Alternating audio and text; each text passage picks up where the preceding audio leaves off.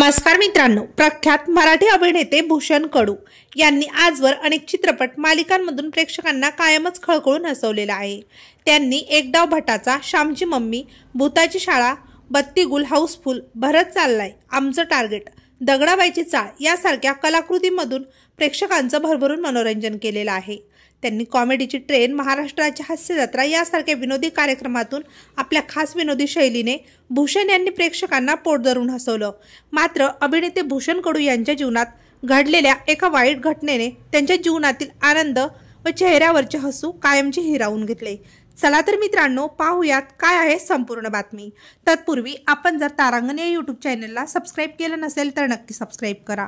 अभिनेते भूषण कडू यांच्या पत्नी कादंबरी कडू यांचा वयाच्या 39व्या वर्षी दुःखद निधन झाले होते।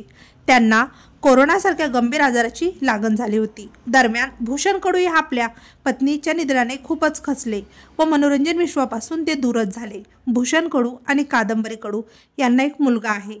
भूषण कडू हे कलर्स मराठी वाहिनीवरील बिग बॉस मराठीच्या पहिल्या पर्वात सहभागी झाले होते। त्यावेळी त्यांच्या पत्नी व मुलगा त्यांना भेटण्याकरता बिग बॉसच्या घरात गेले। त्यावेळी सर्वसामान्य चाहता वर्ग आणि कलाकारही भूषण कडू व त्यांच्या मुलाचं प्रेम पाहून भावुक झाले। आज भूषण कडू हे मनोरंजन विश्वापासून दूर असले तरी चाहते त्यांची कलाविश्वात परतण्याची आतुरतेने वाट पाहत आहेत।